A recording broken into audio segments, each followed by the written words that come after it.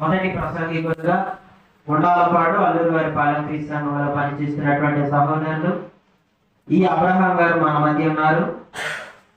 సమయాన్ని వారికి అప్పగిస్తూ ప్రేమతో వారిని ఆహ్వానిస్తూ ఉన్నాం. ఈ అవకాశం ఇచ్చిన తండ్రి అయినటువంటి దేవునికి మొట్టమొదటిగా కృతజ్ఞతలు తెలియజేస్తూ, అదేవిధంగా ఆహ్వానించి అవకాశం ఇచ్చినటువంటి సహోదరులు ఈ జక్రీ గారికి, వారి కుటుంబానికి, స్థానిక సంఘములకు హృదయపూర్వకమైన వందనములు. అదే రీతిగా మరి అనేక ప్రాంతాలలో మరి దేవుని యొక్క వర్తమానం అందిస్తూ మన మధ్యలో ఉండడం చాలా సంతోషం. మరి ఏనేం బాబు గారికి కూడా నా హృదయపూర్వకమైన వందనాలు. దేవుని గురించి బైబిల్ ఏమి చెప్తుంది, దేవుని లక్షణాలు ఏమిటి అనే అంశాన్ని గురించి మనం కొద్ది నిమిషాలు మరి ధ్యానం చేసుకుందాం. వాస్తవానికి మనం గమనించినట్లయితే దేవుని యొక్క వాక్యమైన బైబిల్లో మొట్టమొదటిగా దేవుడు ఎవరని తెలుసుకుందాం. ఆ తర్వాత దేవుని లక్షణాల గురించి మనం తెలుసుకొని మనం ముందు కొనసాగుదాం. అయితే ఈ యొక్క వాక్యంలో మనం చూసినట్లయితే దేవుడు అనగా స్వయంభావుడని అర్థము. స్వయంభావుడు అనగా తనకు తానుగా ఉన్నవాడని అర్థము. ప్రతి వస్తువు కూడా మరి దాని యొక్క గుణగణాలు బట్టి, లక్షణాలు బట్టి మనం తెలుసుకోవచ్చును.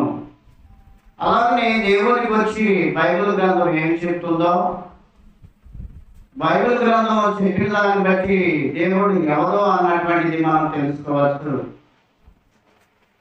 అలాగనే దేవుడి యొక్క లక్షణాలు ఏమిటి అనేటువంటిది కూడా మనం తెలుసుకోవచ్చు. ఎందుకంటే లోకంలో లోకస్తులు చెప్పే విషయాలు వేరుగా ఉంటుంది, కానీ బైబిల్ గ్రంథంలో దేవుని లక్షణాలు, దేవుడు ఎవరు అనేటువంటి విషయాన్ని మనము తెలుసుకోవచ్చును. అయితే మోషేతో దేవుడైన యెహోవా ఐగుప్తులకు పంపేటప్పుడు మీ పితరుల దేవుడైన యెహోవా మరి నీ పేరు చెప్పక మునిపే నీ పితరుల దేవుడు పంపిస్తున్నాడని చెప్పండి అంటే, మా పితరుల దేవుడు ఎవరని నన్ను అడిగితే, ఆ పితరుల దేవుడు పేరేమి అని అడిగితే నేనేమి చెప్పాలి అని దేవునికి వచ్చి మోషే దేవుణ్ణి అడిగినట్లుగా పరిశుద్ధ గ్రంథమైన బైబిల్ చెప్తుంది. వాస్తవానికి దేవునికి వచ్చి నేను ఇక్కడ నిలబడి చెప్పడానికి నా జ్ఞానం చాలదు, నా తెలివితేటలు చాలవు. ఏ మనుషుడు కూడా దేవునికి వచ్చి వివరించడానికి, దేవుడు చెప్పకుండా వివరించడానికి ఎవరి వలన అది సాధ్యమో కాదు. అందుకని మోషే ఏం చేశాడంటే దేవుణ్ణి అడిగాడు.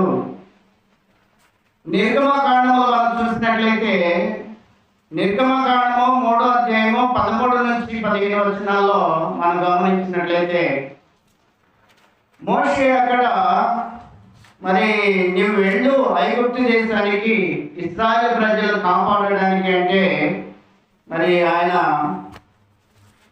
వెళ్ళడానికి కొంచెం మొదట్లో సాకు చెప్పినా, కొంచెం అతను వెళ్ళడానికి ఇష్టత చూపకపోయినా దేవుడు ఎవరన్నది ఆయన మొట్టమొదటిగా తెలుసుకొని అదే సంగతి ఐగుప్తి రాజులకు ఫరోకి చెప్పాలని, అలాగే తన ప్రజలకు చెప్పాలని ఆయన నిర్ణయం చేసినట్టు మనం చూస్తుంటాం. నిర్గమకాండము 3వ అధ్యాయము 13 నుంచి మనం చదివినట్లయితే ఈ విధంగా రాయబడి ఉన్నది. మోషే చింతగించుము, నేను ఇశ్రాయేలుకు వెళ్ళి వారిని చూసి మీ పితరుల దేవుడు మీ యొద్దకు నన్ను పంపినని వారితో చెప్పగా, వారు ఆయన పేరేమి అని అడిగిన యెడల వారితో నేనేమి చెప్పవలనని దేవుణ్ణి అడిగాను. చూడండి, మోషే ఎవరిని అడిగాడు? దేవుణ్ణి అడిగాడు. నీ పేరేంటి, నీవు ఎవరిని చెప్పాలి అనేటువంటిది దేవుని గురించి చెప్పాలంటే దేవుడే తన గురించి తాను చెప్పుకున్నాడు. మొట్టమొదటి అవకాశము దేవుడు నేనే అని చెప్పడంలో మరి ఆయన మన పట్ల మంచి ఉద్దేశం కలిగి ఉన్నాడు. కీర్తన గ్రంథము 100వ అధ్యాయము 3వ వచనంలో ఆయన అంటాడు, యెహోవాయే దేవుడని తెలుసుకొనుడి, ఆయనే మనలను పుట్టించెను. చూడండి, దేవుని గురించి దేవుడే చెప్తున్నాడు. ఏమనంటే యెహోవాయే దేవుడని తెలుసుకొనుడి, ఆయనే మనల్ని పుట్టించెను, మనం ఆయన వారము. ప్రియమైనటువంటి వారులారా, ఇక ఆదికాండము 1వ అధ్యాయం 1వ వచనంలో మనం చూసినట్లయితే, ఆదియందు దేవుడు భూమి ఆకాశమును సృజించెను. అంటే సృష్టిని సృజించిన వాడు దేవుడు. సృష్టి సాక్ష్యం ఇస్తా ఉన్నది. మానవుడు నిర్మించిన వాడు దేవుడు. మనుషులు ఏం చేయాలంటే దేవుడికి సాక్షులుగా ఉండాలని ఆయన ఉద్దేశం అన్నమాట. మనుషులు సాక్షులు అన్నమాట. యేసుక్రీస్తు వారు కూడా ఈ భూలోకానికి వచ్చాడు కాబట్టి యేసుక్రీస్తు దేవుని గురించి పరిచయం చేశాడు. యోహాను సువార్త 1వ అధ్యాయము 18వ వచనంలో మనం చూసినట్లయితే దేవుని గురించి యేసుక్రీస్తు వారు కూడా పరిచయము చేసినట్లు మనం చూస్తుంటున్నాం. ఎప్పుడైనాను దేవుని చూడలేదు, తండ్రిలో ఉన్న అద్వితీయ కుమారుడే ఆయన బయలుపరచను. చూడండి, తండ్రి అయినటువంటి దేవుని గురించి తండ్రి అయినటువంటి దేవుడే తెలియజేసుకుని ఉన్నాడు. ఆయన కుమారుడైనటువంటి యేసుక్రీస్తు వారు తండ్రి అయినటువంటి దేవుడు అనగా యెహోవాను గురించి తెలియపరిచి ఉన్నాడు. ఆయన తెలియపరిస్తేనే మానవులు తెలుసుకోగలరు, కానీ ఆయన తెలియపరచకుండా లేకపోతే తెలియజెప్పకుండా ఏ మనుషునికి దేవుడు అర్థం కాడన్నమాట. వాస్తవంగా దేవుడు అనేటువంటి విషయాన్ని చాలా ఘనమైనది.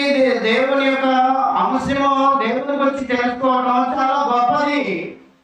అయితే మనుషులు ఏమనుకుంటున్నారంటే, ఈ లోకంలో ఏమనుకుంటున్నారంటే దేవుడు అంటే చాలా తక్కువగా చూస్తున్నారు. దేవుడు అంటే చాలా ఏమనుకుంటున్నారంటే చాలా సులభన పద్ధతిలో మనం భావిస్తున్నాము. ప్రియమైనటువంటి వాళ్ళ ఇక్కడ మనం పరిశీలన చేసినట్లయితే నిర్గమకాండంలోనికి వచ్చి మనం చదువుదాం. ఆయన ఏమంటున్నాడు మోషేతో అనేటువంటి విషయాన్ని మనం అర్థం చేసుకుందాం. 3వ అధ్యాయము మరి 13 చదువుకుని ఉన్నాం కాబట్టి 14 చదువుదాం. అందుకు దేవుడు, నేను ఉన్నవాడును అనువాడనై ఉన్నాను. దేవుని గురించి తనకు తానుగా చెప్పుకుంటున్నాడు. ఏమని అంటే దేవుడు నేను ఉన్నవాడును అనువాడనై ఉన్నాను అని మోషేతో చెప్పాను. మోషేతో తెలియజేసుకున్నాడు. నేను ఉన్నవాడును అనువాడనై ఉన్నానని మోషేతో తెలియజేసుకుని ఉన్నాడు. మరియు మోషేతో ఏమని చెప్తున్నాడంటే, ఆయన ఉన్నవాడు మీ యొద్దకు నన్ను పంపినని ఇశ్రాయేలుతో చెప్పవలెను. ఉన్నవాడు మీ యొద్దకు నన్ను పంపెను అంటే ఇక ఆయన కంటే ముందు ఇక ఎవరు లేదని దాని యొక్క భావము. ఆయన తర్వాత కూడా ఇంకే ఎవరు ఉండదని దాని యొక్క భావము. నిత్యత్వం నుండి నిత్యత్వం వరకు ఉండేవాడే దేవుడు. ఇవాళ ఉండి రేపు లేనివాడు కాదు, రేపు ఉండి ఇవాళ లేనివాడు కాదు దేవుడు అంటే. ప్రకటన గ్రంథము 1వ అధ్యాయం 8వ వచనంలో అల్ఫయు ఒమేగయు నేనే అంటాడు అన్నమాట. యోహాను దేవుని గురించి పరిచయం చేస్తా ఉన్నాడు. అల్ఫయు ఒమేగయు వాస్తవంగా ఈ హెబ్రూ పదములో వాళ్ళు కొన్ని పదాలు ఉంటాయి అన్నమాట. మనకని తెలుగు అక్షరమాల ఎలా ఉంటుందో ఆ నుంచి బండిరా దాకా, ఇంగ్లీష్లో ఏ నుండి జడ్ దాకా. అంటే ఏ ఎవరు? యెహోవా దేవుడే. జడ్ ఎవరు? చివరిగా ఆయనే. ఆయన నామం ఎలాంటిదంటే అంటే నిరంతరం ఉంటుందని నిర్గమకాండం 3:15 చెప్తాడనమాట. ఆయన నామము నిరంతరము, ఆయన పేరు అన్నమాట. ఆయన నామమే ఆయన పేరు, అది నిరంతరం ఉండేది. అల్ఫా ఒమేగా అంటే వర్తమానం, అంటే ప్రస్తుతము, భూత అంటే జరిగిపోయినది, భవిష్యత్తు అంటే జరగబోయేది కూడా అని మనం అర్థం చేసుకోవాలి. దేవుని గురించి ఖచ్చితమైన అవగాహన లేక దేవుళ్ళలో వచ్చిన గొడవ ఏంటంటే, మనకి దేవుళ్ళలో ఆయన కూడా ఒక దేవుడే అనుకుంటూ ఉన్నారు. దేవుళ్ళలో ఆయన ఒక దేవుడు కాదు, ఆయన ఒక్కడే దేవుడు. సహోదరుడు చదివాడు, దేవుడు ఒక్కడే తప్ప వేరొక దేవుడు నీకు ఉండకూడదని. అంటే ఉన్నటువంటి దేవుళ్ళందరూ ఎవరు? కల్పింపబడినటువంటి వారు. కొరింథీయులకు రాసిన పత్రికలో వచ్చి మనం చూస్తే దేవుళ్ళు అనబడినటువంటి వారు నిజమే. ఈ లోకంలో దేవుళ్ళు అనే పదం చాలా సింపుల్ అయిపోయింది. రాజకీయ నాయకులు ఏమని పిలుస్తారంటే ఓటరు మహాదేవుళ్ళు అంటారన్నమాట, ఓటరు దేవుళ్ళు అంటారన్నమాట. సినిమా సంబంధించిన వాళ్ళు ఏమని అంటారు? మీరు చెప్పాలి ఈ మాట. ప్రేక్షక దేవుళ్ళు అంటారన్నమాట. అంటే వీళ్ళందరూ అనబడే దేవుళ్ళే కానీ నిజానికి దేవుళ్ళైన వారు కాదని మనకి అర్థమవుతుంది. 4వ వచనము 1 కొరింథీ 8:4 మనం గమనించినట్లయితే, కాబట్టి విగ్రహము బలిగా అర్పించిన వాటి విషయము లోకమందు విగ్రహము వట్టిదనియు, ఒక్కడే దేవుడు తప్ప మరొక లేకపోతే వేరొక దేవుడు లేడనియో ఎరుగుదము అంటే ఖచ్చితంగా చెప్తుంది. ఒక్కడే దేవుడు. పాత నిబంధన మీరు చదువుకోండి, లేకపోతే క్రొత్త నిబంధన చదువుకోండి. బైబిల్ దేవుని గురించి ఏమని చెప్తుందో అర్థం చేసుకోవచ్చు ఈజీగా. ప్రియమైనటువంటి వాళ్ళ దేవుని గురించి అడిగిన మోషే చాలా ఖచ్చితంగా నేర్చుకున్నాడు, ఖచ్చితంగా ఇశ్రాయేలుకి చెప్పాడు, ఖచ్చితంగా పదవికి చెప్పాడు. ఈ రోజున దేవుని గురించి తెలుసుకుంటున్న మనము ఖచ్చితంగా దేవుని గురించి తెలుసుకోవాలి, ఎరిగి ఉండాలి. బైబిల్ ప్రకారము ఖచ్చితంగా అందరికీ దానిని మనం తెలియచేయబద్ధమైన. ఇంకా ద్వితీయోపదేశకాండం 32:39 ఇదిగో నేనే దేవుడను, నేను తప్ప వేరొక దేవుడు లేడు. దేవుని గురించి చెప్పడంలో దేవుడే సాటి. దేవుని గురించి చెప్పడంలో ఇంకెవరైనా ఉన్నారా లేదా అన్నది ఆయనే సాటి. ఆయనతో మరొకరు ఎవరు సాటి కాదు. వాస్తవంగా దేవుడు ఎంత గొప్పవాడో మనం అర్థం చేసుకుంటే, మనల్ని దేవుడు ఇంతగా ప్రేమించి నిర్మించి దేవుడు నేనే అని తెలుసుకోమని చెప్పడంలో, ఇలాగా తెలియచేసినటువంటి వాటిలో, ఇలాగ తెలియపరిచినటువంటి వాటిలో మరొకరు మనకి లోకంలో కనిపిస్తారా? ఎవరు కూడా కనిపించరు. ముఖ్యమైన ఒక 5 రిఫరెన్స్లు చెప్పి నేను లక్షణాల్లోనికి వెళతాను. మొట్టమొదటిది చెప్పాను, యెషయా 44:6-8 రాసుకోనండి, మంచిగా ఉంటుంది. నేను మొదటి వాడను కడపటి వాడను అంటాడు అనమాట.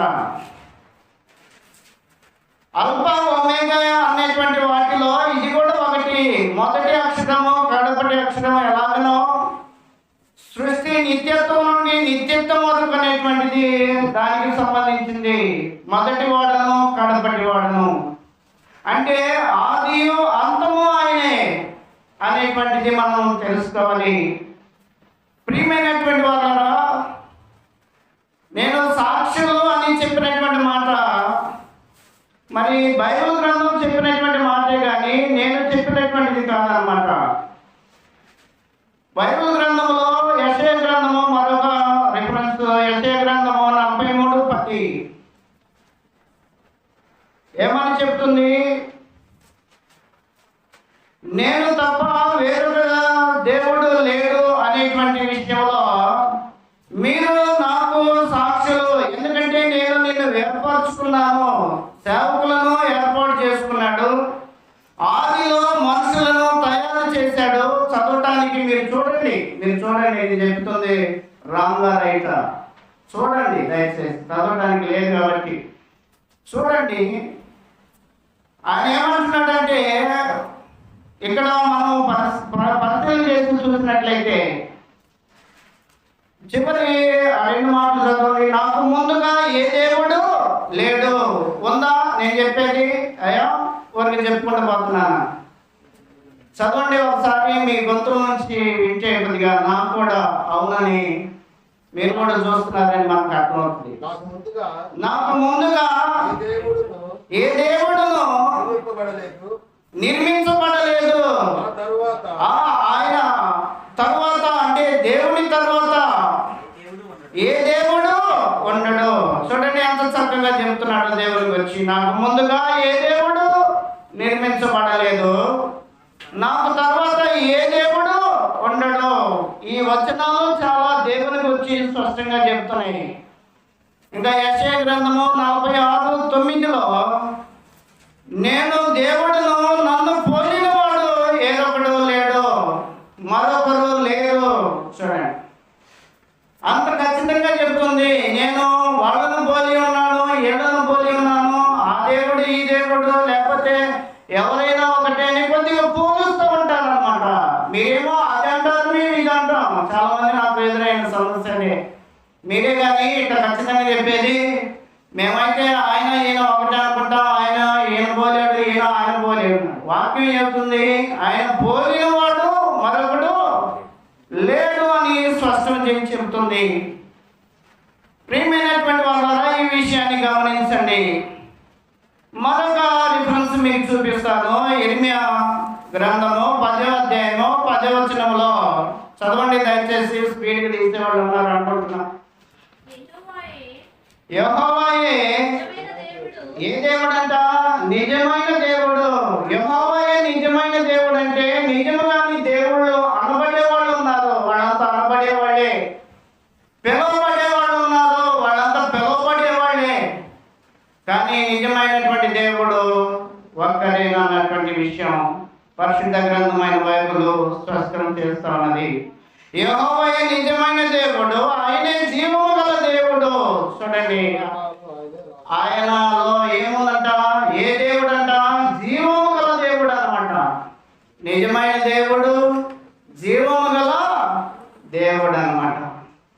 ఈ దేవుళ్ళు అనబడినటువంటి వారిలో జీవం ఉండాలి.